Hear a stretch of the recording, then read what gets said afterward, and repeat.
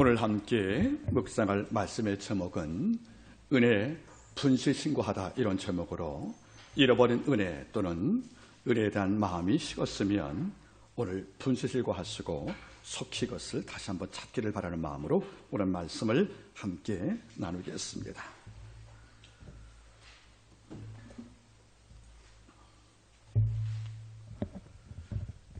저는 고등학교 2학년 때에 주님을 영접을 했습니다.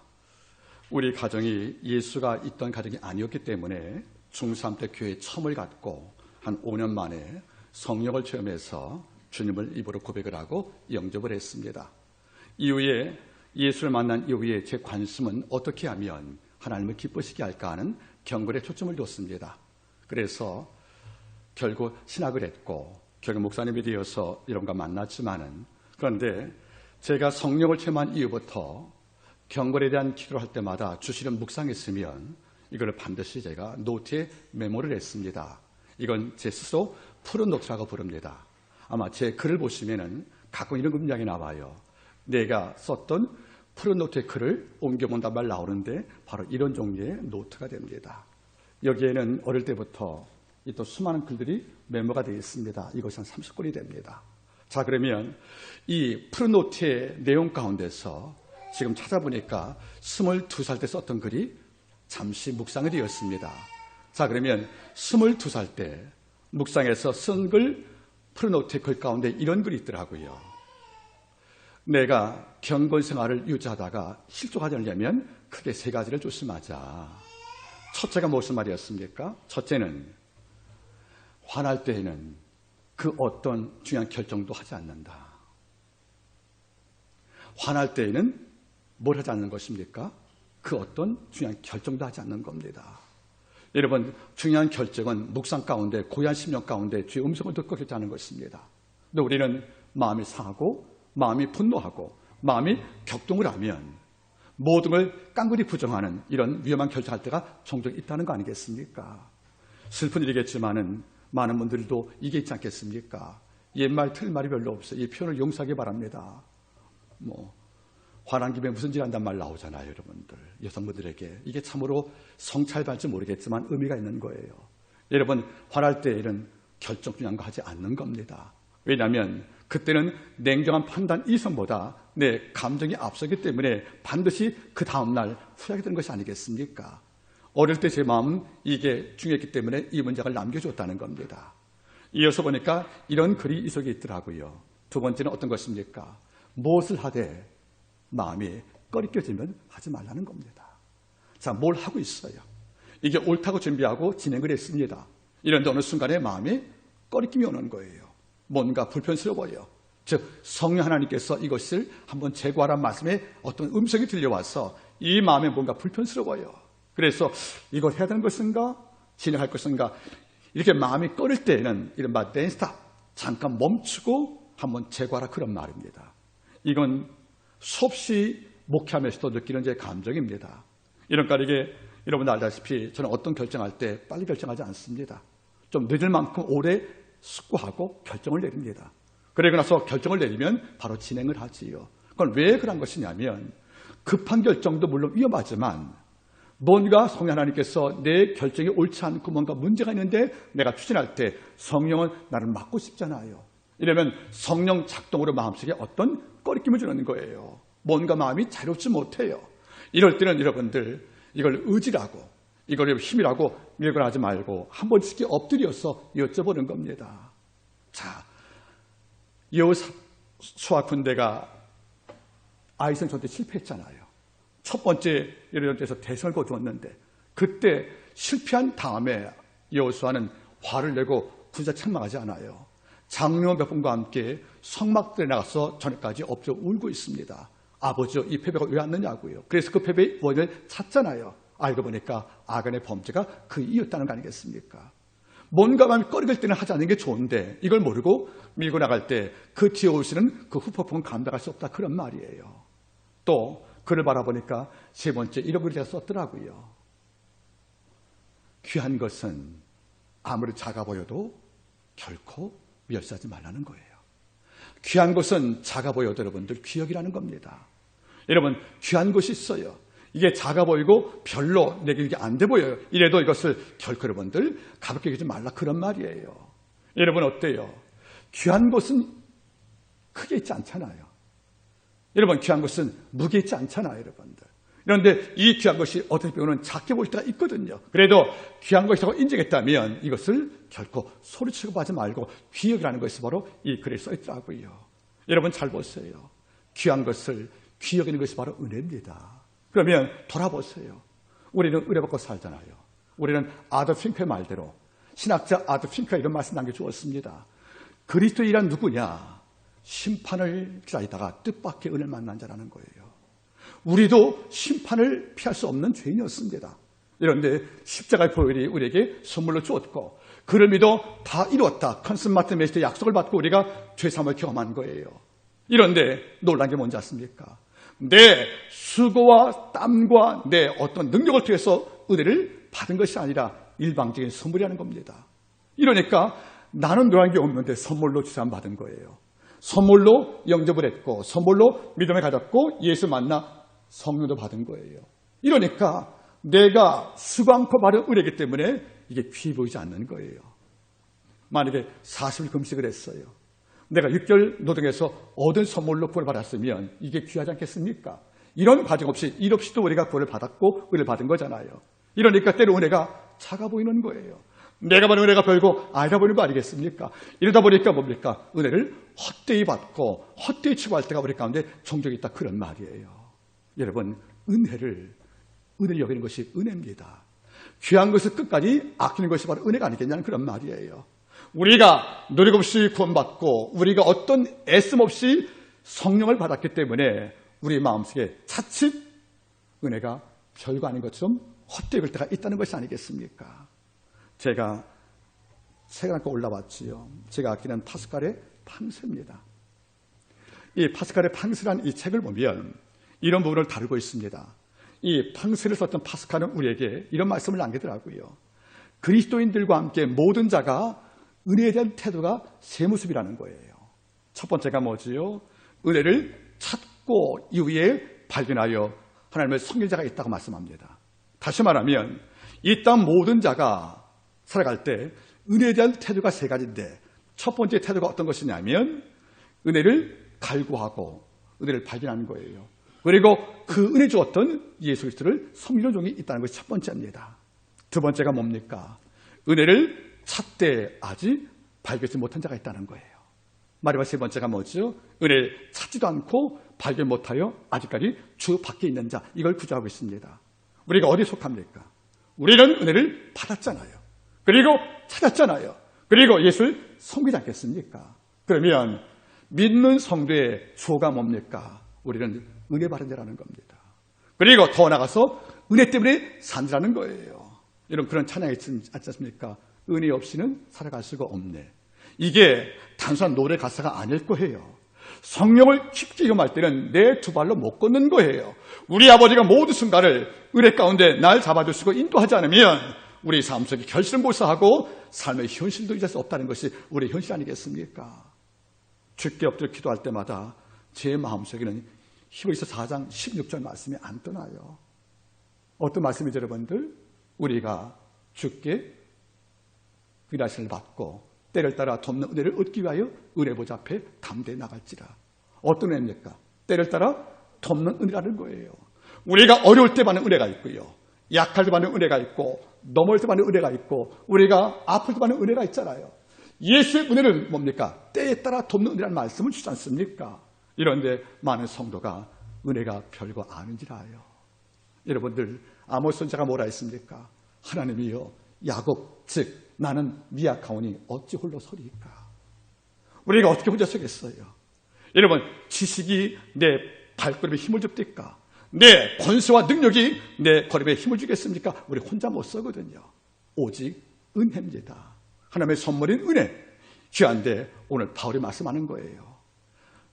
건도교회가 바라보니까 어떤 문제가 왔습니까? 여러분 제가 한 3주 전에 설교했어. 주일날 오후에. 당시 바울이 활동할 당시에는 그 소아시아, 즉 근동지방에 크게 항구 도시가 3개 있다고 여러분들. 제일 큰 도시가 고린도, 두 번째가 에베소.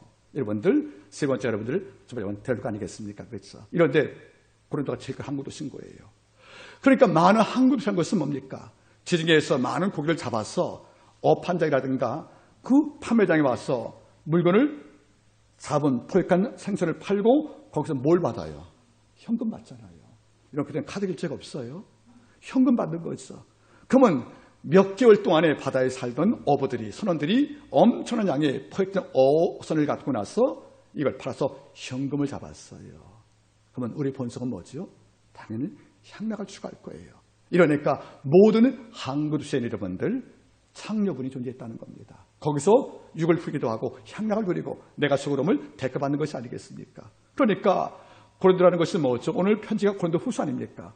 그 도시에 된 교회에 쓴 편지란 말이죠. 그러면 그 도시는 이쪽은 은혜가 있어요. 이런데 교회 밖에는 뭡니까? 현금으로 만든 모든 쾌락이 이 마을을 지배하고 있는 거 아니겠습니까? 그런데 그 문화가 지금 교회에 들어온 거예요. 이러니까 예수를 믿고 있지만 아직까지 육적인 타락과 향락을 끊지 못해서 여전히 두 발로 걸어간 주일날은 말씀을 담고 교회 밖을 나가면 세속에 맡기고 사는, 상식에 맡기고 사는 이런 문화가 혼잡돼 있다는 거예요. 바울이 읽어보고 아파했다는 거지요. 왜지 않습니까? 악과 죄는 번식이 빠르잖아요. 악과 죄는 번식이 빠른 거예요. 이러니까 당장은 한두 명이 육체에 속가해서 교회에 와도 이것이 번지면 이 증폭 속도는 감당할 수 없거든요. 이런까지 바울은 염려한 거죠. 이러다가 내가 죄를 베푸는 은혜가 헛되이 사라지겠구나. 그래서 바울이 권고합니다. 우리가 하나님과 함께 일한 자로서, 여러분 1절 말씀 바라보십시오. 너무 중요한 말씀이죠. 우리가 하나님과 함께 일한 자로서 너희를 권한다. 파라클리를 마저 부탁한다. 그런 말이에요. 여러분 잘 보세요. 바울은 자기의 이름으로 명령한 게 아니에요. 우리가 너와 비롯해서 하나님과 함께 일하는 공동체가 아니더냐. 네 아픔이 내 아픔이라는 거예요. 여러분 제가 늘 말씀드렸죠. 그대는 우리라고. 그대는 그대고 나는 납니까? 그대는 우리인 거예요. 그대의 아픔이 내 아픔이고 그대의 실패가 내 고통 아니겠습니까? 그러니까 바울이 쓰죠. 함께함을 쓴 거예요. 너희도 함께 주하듯이 우리도 함께 일한다는 거죠. 그러니까 네 문제가 내 문제와 다르지 않기 때문에 내가 아파하고 있다는 거예요. 그래서 우리가 하나님과 함께 일한 자로서 놀란 말이잖아요. 이 함께한 말에 주목을 하세요. 여러분 어떻습니까? 하나님과 함께 일하는 것이 일꾼인 거예요. 그러니까 하나님과 함께는 우리 입장에서 너에게 권한다. 즉 파라콜레오 부탁한다는 것이죠. 그런 말이 뭐죠? 따라하세요. 하나님의 은혜를 헛되이 받지 말라. 자, 대충 이 말이 이해는 가요. 근데 궁금한 게 뭐죠? 무엇이 어떤 삶이 하나님의 은혜를 헛되이 받는 것인가에 대해서 우리가 한번 궁금할 때가 있다는 거지요. 여러분 잘 보세요. 헛되이란 말만 알면 본문은 이해가 되는 거죠. 그러면 이거 바꿔보겠습니까? 이 말을 왜 했겠습니까? 그 귀 안에 하나님의 은혜를 헛되이 받는 자가 있다는 거잖아요. 그러니까 그에게 경고하는 겁니다. 이렇게 귀한 은혜, 네가 땀과 수고와 노력 없이 받은 이 구원의 은혜가 있는데 이런 은혜를 지금 네가 헛되이 받고 있다는 거예요. 그럼 우리 궁금하죠. 헛되이란 말이 무엇일까? 헬라어로는 에이스 캐논이라고 그래요. 에이스는 전치사고 캐논이 뭐죠? 비어있다. 영어로 vine에 V-A-I-N. 그 무슨 말입니까? 하나님의 은혜가 헛되이란 말이 vine 또는 에이스 캐논, 속이 비었단 말이거든요. 자, 그러면 이 말이 어려울 거예요. 한번 설명하겠습니까? 헛되이란 말 한번 해볼게요. 이말에 저건 속빈 강정이야. 여러분 이 말 써봤죠? 속빈 강정. 여러분 속빈 강정 뜻은 알죠? 실속이 없다는 거잖아요. 그렇죠? 그러면 유래 볼 때 납득가는 거죠. 여러분 강정은 과자 이름이죠. 강정. 저희도 강정마을 말고 강정. 강정 좋아해요?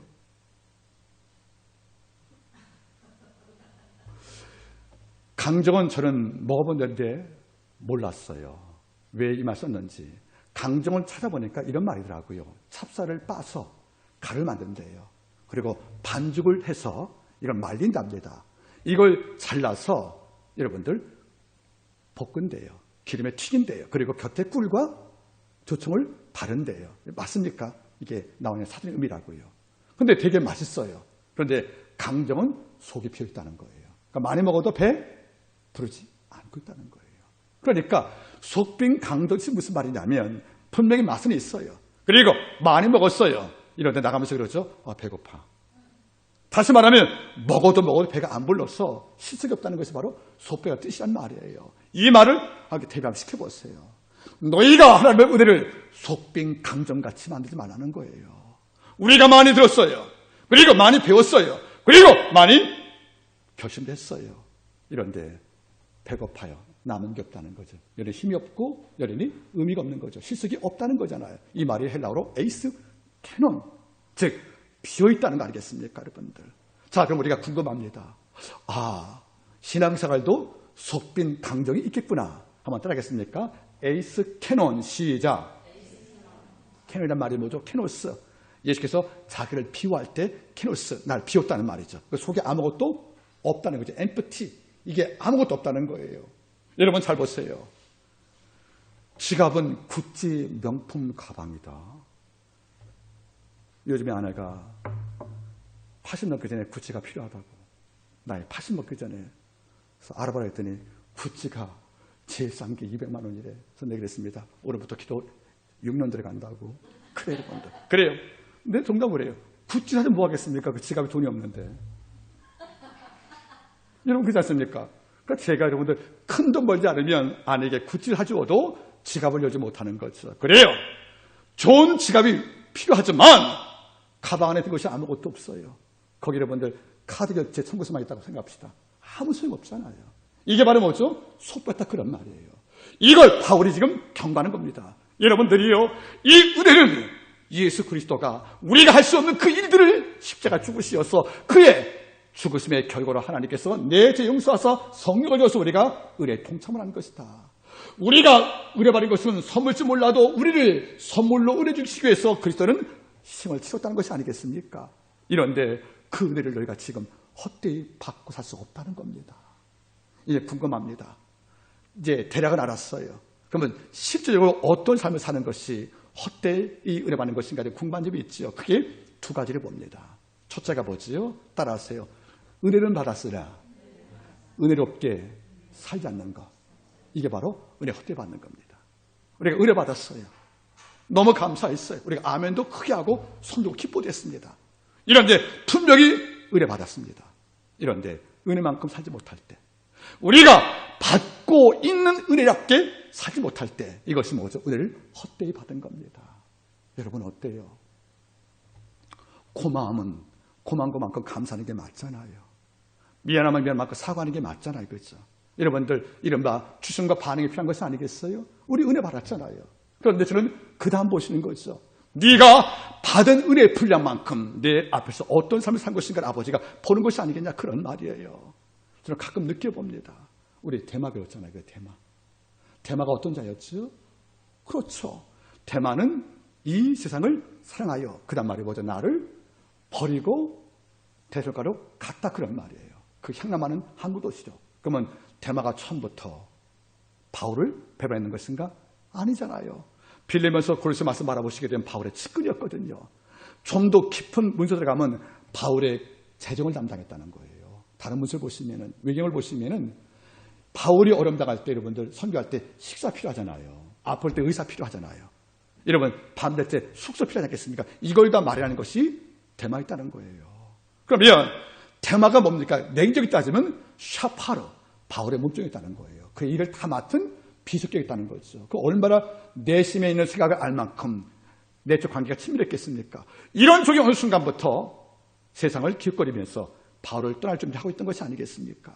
그러면 바울 곁에서 늘 옆에 있었으면 바울의 신음소리, 바울의 기도소리, 바울이 음식을 먹을 때 했던 모든 말들, 그리고 설교와 다르게 사적 어떤 경건의 말이 얼마나 기뻤겠습니까? 그러면 사숙, 개인적으로 경건을 배운 자가 바로 대마 아니겠냐는 거예요.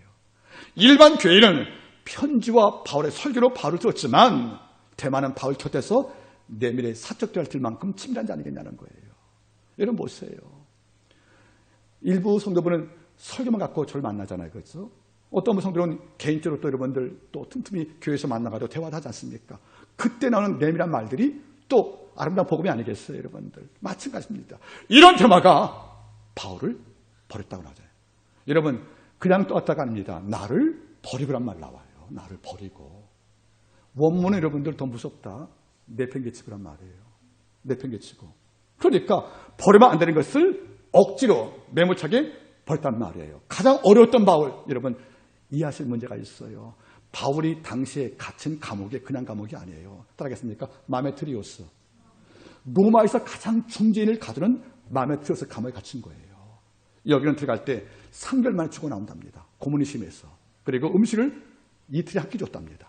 바꿔 말하면 마메트리오스 감옥은 로마 전체 지구 중에서 중재인만 가두는 특별 감옥이었다는 거예요. 여기에 들어가면 3개월 내에 다 죽어 나온단 말이지요.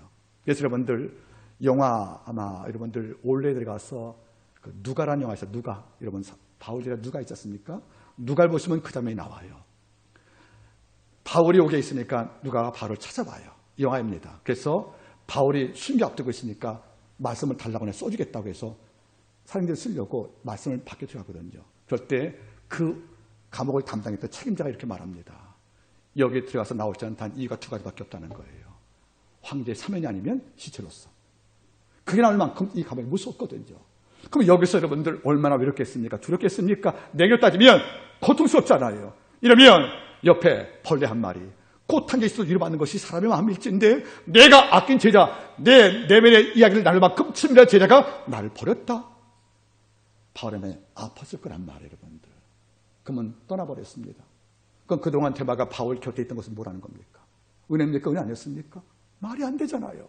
즉 그렇게 깊은 은혜를 받은 데마가 결국 바울을 등지고 떠났단 말은 뭐죠? 우리 헛되이 본 것과 다를 것이 없다. 그런 말이에요. 여러분 어떻습니까? 우리는 말씀을 많이 듣는 특권이 있어요. 하나님을 기뻐하시는 충성의 자격을 얻었습니다. 그런데 아버지가 유명적으로 보이게 안 보이게 수많은 선물을 주었다는 거예요. 여러분 제가 말하지요. 은혜는 발견하는 거예요. 줘도 발견 못하면 우리는 못 바르고 오해한다는 거예요. 나의 삶 속에 아버지가 눈에 안 보는 invisible grace, 안 보이는 은혜를 주었지만 이 은혜와 기적은 내가 발견하는 것이지 보이는 게 아니란 말이에요. 이걸 발견하면 감사가 커져요. 그런데 여러분들 주신 은혜가 10개인데 이걸 발견 못한 거예요. 그래서 하는 말이 뭐죠? 은혜 받은 게 없다고 생각해서 마음대로 살죠. 이러니까 뭐죠? 은혜 받은 만큼 은혜를 이렇게 못 살 때 이것이 뭐니까 에이스 캐논, 헛되이 막 다른 게 없다. 그런 말 아니겠냐는 거예요. 자, 또 바라보세요. 야곱의 형이 누구죠? 에서예요. 에서는 장자입니다. 그러니까 하나님께 뭘 받았죠? 장자권을 받은 거예요. 여러분 장자권 돈 주고 할 수 있습니까? 안 됩니다. 하나님의 선물이었어요. 은혜입니다. 일찍 태어난 이유 때문에 하나님께 받은 선물이에요. 그러면 장자권이 어떤 특혜가 있다고요? 아버지의 재산 모두 상속받을 제일 권리가 있는 거예요. 이른바 경제적인 우월권이 있는 겁니다. 두 번째가 뭐죠, 여러분들? 하나님의 약속을 계승할 축복권이 있는 거예요. 이런 아브라함이 이삭을 축복했죠. 이삭이 야곱을 축복했죠. 그 축복이 이어집니까? 안 이어집니까? 이어지는 거예요. 여러분 축복을 비는 권세가 있다는 거예요. 세 번째가 뭐죠? 한 집안에 옳고 그름을 결정한 사법권이 있는 거예요. 그러면 사법권, 축복 전승권들, 여러분들 더 나가서 여러분들 장자 권리, 경제권들 이걸 소유한 것이 에서가 여러분들 사업해서 노동해서 아닌 거예요. 출생부터 얻은 선물이거든요. 그러니까 은혜란 말이에요. 그러면 이거 귀하게 됩니까? 안 귀하게 됩니까? 귀하게 되지요. 이런데 우리는 알잖아요. 사랑을 마치 돌아올 때 야곱은 그걸 갖고 싶어서 형에 빼앗긴, 물론 빼앗긴 건 아니에요. 그렇죠? 그러나 그게 갈망을 한 거예요. 그래서 그날 여러분 팥죽이 아니에요. 원문은 붉은 죽이에요. 그러니까 우리 여러분 설교할 때 팥죽을 만듭니다. 여러분 알겠습니까? 원문은 붉은 죽이에요. 여러분들. 그러니까 붉은 죽이니까 팥죽이라고 생각할지 모르겠지만 여러분들은 장담할 수가 없어요. 자, 붉은 죽을 끓인 거예요. 끓이니까 냄새가 또 여러분들 온들이 또 진도한 걸 본 순간에 성격 급한 그 에서께서 하는 말이 뭐죠? 나를 거 달라고. 여러분 줄 수 있는 겁니다. 형이니까 한 그릇 못 줍니까? 여러분들 구제도 하는데. 그런데 야곱은 형의 정말 성격을 활용한 거죠. 줄 수 있는데 조건이 있다고. 이거 줄게 뭘 달라고요? 장자권을 내게 달라. 원물은 내게 팔라는 거예요. 장자권을 매매를 요청합니다. 그러면 한 번쯤은 생각할 필요가 있잖아요. 여러분들 우리가 새벽에 설교했지 않습니까? 한 그릇 승부 때문에 장자의 명물을 판 에서 같은 망자를 조심하라고 12장에서 말씀했지 않습니까? 그러면 이런 회의가 망인의 회의란 말이에요. 할 말이 뭐죠? 따라하세요. 내가 죽게 되어 있는데 이 장자권이 무슨 소용이냐? 하나님이 이 순간 여러분들 목 잡고 넘어지십니다. 이런 위대한 특권을 뭐 한 것 때문에, 식물을 한 것 때문에 넘겨버린 거예요. 그 은혜가 어떤 은혜인데요. 일평생 에서의 후손들과 에서 자신이 복받을 영원한 축복의 권세인데 이것을 지금 당장 한 끼 식사를 위해서 이걸 포기했다는 것은 무슨 말이겠습니까? 은혜를 은혜 여기지 않은 거 아니겠냐는 거예요. 이것은 뭐죠? 헛되이 바른 것이냐 그런 말입니다. 제가 가끔 설교했지 않습니까? 정말 에서가 명민했다면 형 이거 팔고 매매하자 바꾸자 할 때 잠깐만 너 콩 얼마큼 남았냐? 좀 남았다. 내가 만들어 먹겠냐 주워. 여러분들 고기를 굽는 것도 아니라 콩죽 만드는 것은 10분이 만들어요. 그러면 좀 콩을 필요하다가 죽 써먹으면 될 거 아니겠습니까?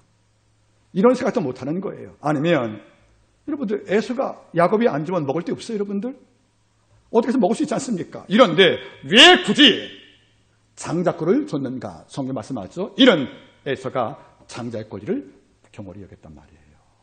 은혜를 어떻게 하찮게 하겠다는 거예요. 여러분 잘 보세요. 거룩한 주일날 여러분 이 자리에 앉아 계십니다. 매주 오시니까 여러분들 이게 아무것도 아닌 것 같다고요? 아니에요. 천사가 환영한 상관이에요.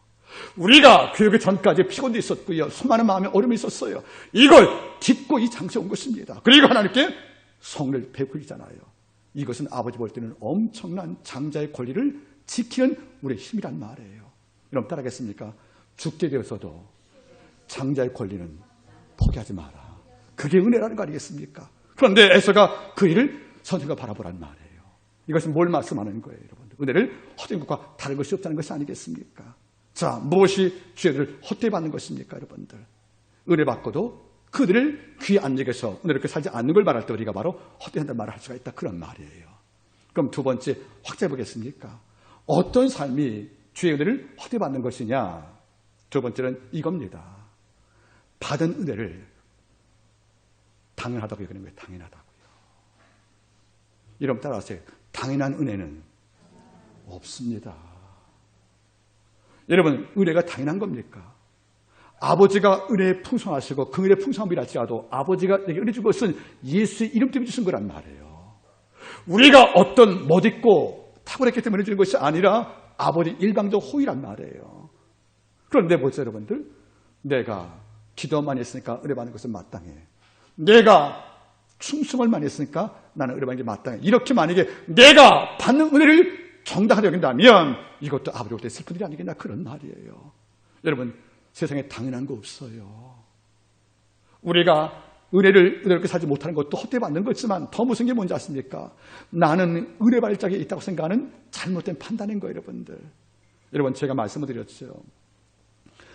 아리스토텔의 그 책 시약을 보게 되어지면 죄라는 의미가 뭔지 나와요. 죄라는 개념이 우리가 보통은 하마르티아 또는 하마르티아니까 화살 관역이 벗어났다 이렇게 배웠지 않습니까? 하지만 냉정히 따지면 초대 그리스에는 이 죄를 언급하는 하마르티아라는 말 뜻에 이 말은 화살의 관역을 빗나가서 말 뜻 전에 더 큰 뜻이 있다는 거죠. 따라하겠습니까? 판단의 오류. 잘못된 판단이 뭐죠? 죄라는 것이에요. 즉 생각을 잘못하는 것이 뭐죠? 죄라는 말이거든요. 이것이 좀 확장되어서 관역이 빗겨서 이렇게 해석하지만 원래 하마르티아 이 말 뜻은 판단의 오류, 잘못된 선택을 말하는 것이에요. 여러분 잘 보세요. 에서도 선택 잘못했잖아요. 팥죽 한 그릇이냐? 또 실수. 콩 한 그릇이냐? 아니면은 장자권이니까 선택을 잘못한 거예요. 또 보겠습니까? 아간 바라보세요. 40년간 광야에서 고생하고 그 땅을 들어왔잖아요. 그래서 얼마나 고생을 했을까? 40년 광야 동안 아간은 범죄한 적이 없어요. 모세 따라왔다는 거죠. 그런데 모세 사후에 여호수아 군대 중에서 강가에 건너가서 첫 전투가 바로 여리고 전투입니다. 그렇죠? 이 전투할 때 여호수아 군대가 하나님 명령을 받고 내린 명령이 뭐지요? 이 전쟁에 이겨서 얻은 전리품을 손대지 말고 누구한테 바치라고요? 여호와의 창건이라고 했다는 거죠. 천년명이니까 다 되었다는 거예요. 그리고 다음 전투부터는 이기면 전리품 주로 약속을 한 겁니다. 그러면 건너면 안 되잖아요. 이런데 이겼거든요. 그런데 모두가 다 하나님께 전리품을 바쳤어요. 천년을 드리시라고. 누구만 예외입니까? 아간만. 장막 안에 바벨론 출상에 만든 값진 채색 옷과 은금을 장막에 감춘 거예요. 여러분 잘 보세요. 조금만 있으면 다음 전투에 큰 섬을 얻을 텐데 지금 당장 급해서 판단 오류 같다는 거죠. 그래서 뭡니까? 내가 전쟁을 이겼으니까 이건 당연한 것이 하고, 전쟁의 이김동호 아버지가 이러고 성경에서 은혜 준 것인데 마치 내가 싸운 양 그 절품을 내 것이라 할 때 뭡니까? 은혜를 당해야겠다는 거예요. 내가 이겼으니까 내가 하는 거 맞지. 그래서 이걸 감춰뒀다는 거죠. 이것 때문에 결국 이스라엘은 그 다음 전투 아이집에서 패하게 되는 것이고, 패배 이유를 추구할 때 제일 뽑아서 마지막에 누가 결정됩니까? 바로 악한 데서 그 가르천부가 돌로 초축임 당해서 이게 막 악을 고지가 된 거 아니겠습니까? 순간에 판단차고 왔다는 거지요. 여러분 잘 보세요. 이 땅에 내가 주께 받는 기도 응답도 여러분들 당연한 게 아니에요. 기도 응답도 아버지의 선물이기 때문에 감사할 이유가 있는 거예요. 그러면 정리가 나오네요. 무엇이 하나님의 헛되이 받는 거냐? 받은 은혜를 당연히 여겨 감사하는 자를 말하는 거죠, 여러분들. 감사의 분량이 큰 자는 은혜를 풍부히 받고 사는 자 아니겠냐는 거예요. 여러분 돌아보세요. 다윗이 아들 압살롬에게 쫓김을 당해서 마하나임 땅까지 여러분들 이제 밀려난 거예요. 이제 하루만 지나면 내 땅을 넘어서 이방 땅을 가기 밖에 없다는 거죠. 이제는 내가 내 땅에서 못 사는 거예요. 그날 밤 마지막 전투입니다. 앞에 누가 있습니까? 압살롬 군대가 다윗을 등질 수많은 신하 제장들과 모든 귀족들이 풍부한 군자금을 동원해서 무기를 준비했기 때문에 전력으로 게임이 안 되는 거예요. 이제 하루만 지나면 내 등 돌린 제장들, 귀족들, 신하들, 장군들이 내 목을 칠 것입니다. 이 여름 나갈 때 다윗이 엎드려 웁니다. 이럴 때 누가 찾아왔습니까? 바로 바르실레. 그가 와서 17개의 음식을 준비하는 거예요. 볶음국시, 여러분들 침상, 세조띠야, 물, 버터 이걸 다 준비하는데 놀란 게 뭐죠? 곡식을 볶아왔다는 거예요. 왠지 아십니까? 곡식을 생곡식 갖고 오면 이것도 조리할 수밖에 없잖아요. 그러면 어떻게 돼요? 불에 올라가고 연기 나면 위치가 밝아지지 않겠습니까? 이럴까 봐 얼마나 속 깊은지 곡식을 볶아왔다는 거예요. 불 피우지 말라고요. 또 드시는 수고하지 마시라고요. 음식을 조리할 때 어렵잖아요. 그렇죠? 그러면 위치가 밝았다는 거 연기 올라가니까. 이걸 유념해서 곡식도 볶아옵니다.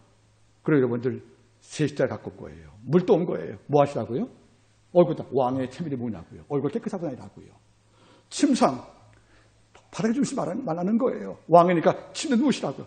이걸 다 챙겨왔다는 거 아니겠습니까? 얼마나 마음에 감동이 됐겠습니까? 다윗이 은혜를 받은 거예요. 그래서 여러분들 앞에서 압살롬이 내 목을 치려 노력하고 있고 모두가 등길 때 단 하나 아는 채 했던 바실레가 음식을 준비해서 내 영적을 세워주었다. 이게 고마웠던 다윗은 음식을 먹으면서 웁니다. 그래서 외운 시가 뭐죠? 시편 23편인 거예요. 우리 알지 않습니까? 원수의 목전에서 상을 베푸시고 내 머리에 길 마시니 내 여자 높단 말이 그때 나오시란 말이에요. 그리고 이겼어요, 여러분들. 그리고 돌아온 겁니다, 성에. 돌아온 다음에 다 은혜를 기억합니다. 누굴 불러요? 바실레 부르는 거예요. 은혜를 잊지 않고 불러줍니다. 네가 신하니까 당연히 왕을 도와야지. 이게 아니라는 거예요. 그 마음을 알았다는 거죠. 와서 하는 말이 뭐죠? 네가 나 살렸다. 내가 나한테 어떻게 주려고 부탁하는 거 보세요. 이러니까 바실레가 뭘 합니까? 왕이요. 내 나이가 84세요. 내가 당신께 상금 받기 위해서 당신 동기 아니라고 하고 가버리는 거예요. 다시 놀랬습니다. 또 불러요. 가지 말라고. 이렇게 할 말이 뭐죠? 정 크게 미안하시면 내 아들 데려다가 그냥 써먹고 싶지 않고 아들 신하를 맡겨버리고 떠나지 않습니까? 은혜 받은 거 잊지 않은 다윗. 그리고 은혜 베풀고도 은혜 주려 하니까 이거 거부했던 기람. 이런 아름다운 그림이 어디 있겠냐는 거예요. 여러분 우리 어때요? 우리가 매일매일 성령 하나님께 많은 은혜 받고 삽니다. 이게 당연한 겁니까? 당연하지 않다는 겁니다. 그래서 우리는 감사한다는 것이에요, 여러분들. 우리 알잖아요. 나머지 9은 어디 있냐고요. 여러분, 문득병은 지금도 여러분들 불치병 아닙니까? 제 집에는 서재 보면은 고 이청준 소설가 씨의 그들만의 천국이란, 당신들만의 천국이라는 소리 있지 않습니까? 그게 5권이나 있어요. 제가 너무 좋아하는 소리이기 때문에 그게 바로 수록도에 나오는 문득병자 이야기 아닙니까, 여러분들? 그 사건 볼 때 그 책은 고등학교 때 읽은 책인데 제가 시험보니까 똑같이 5권 샀더라고요. 아, 내가 말 잘못했다. 이거 달라는 소리인데, 여러분들. 그래서 거기가 그 내용이 이런 장면이에요. 그때도 뭡니까? 문득병 환자는 격리가 된 거 아닙니까, 여러분들? 보세요. 지금도 그럴지인데 그때는 토할 나이가 없잖아요. 이런데 여러분들 안수도 안 받고 들어가서 병 난 거 보세요. 근데 9명은 그냥 갔잖아요. 1명은 돌아온 거죠. 그럼 한번 여쭤봅시다. 9명은 왜 안 왔냐는 거예요. 야, 병난 건 맞아. 그런데 그분이 우리 나를 한 게 뭐냐? 안수줬냐? 안수준 적 없잖아. 그냥 가라고 하지 않습니까? 그러면 안수한 것도 없이 병 나왔으면 이건 우연이고 우리가 복받아 난 것이지 예수가 한 게 없다고 생각하니까 은혜를 여기지 않은 거잖아요. 그러니까 안 들어왔지 않습니까? 이러다 한 명은 그게 아닌 거예요. 우리가 왜 병 났지? 그를 만나 이해 온 것이다. 그리고 그가 쟤한테 가라고 했을 때 이걸 듣고 움직일 때 병 났으니까 내 병 날 때는 예수가 없었으면 우리는 전과할 게 없어. 우리가 병 난 것이 뭔지 모르겠지만 예수님과 접촉할 것이니까 우리는 감사하다고 온 것이 아니겠다는 거예요. 이러니까 한 명은 뭡니까? 은혜를 당연하게 안 했다는 거죠. 들어와서 엎드려 살해했단 말이 뭐죠? 유카리스티에 감사했다는 거잖아요. 여러분이 어떻습니까? 제가 가끔 말하거든요. 은혜 받고 편하지 않으면 은혜 안 받은 거잖아요. 은혜 받고 여러분들 감사 못하면 은혜 받은 게 아니잖아요. 그게 뭐죠? 속빈 강제이잖아요. 많이 먹고 많이 마셔도 내 안 부리고 속이 비어 있잖아요. 우리의 영혼이 은혜의 매달력이 없어 은혜가 비어 있으면 작은 바람에 우리는 쓸 수밖에 없다. 그런 말이거든요. 말씀 제가 맺기를 원합니다. 히브리서 13장 9절 말씀에 이런 말씀이 있습니다. 너희 마음은 은혜로 굳게 함이 아름답고, 한번 따라하세요. 너희 마음은 은혜로 굳게 함이 아름답고. 우리 마음을 뭘로 굳게 하는 겁니까? 은혜로 굳게 하는 것이에요. 아버지의 은혜가 쌓여서 반석이 돼야 어떤 역경시험이라도 우리가 요동이 없다는 것이 아니겠습니까? 이제 말씀 처음으로 돌아갑니다. 여러분, 우리는 은혜를 찾고 은혜를 발견한 자입니다. 그래서 저를 성경자가 되었습니다.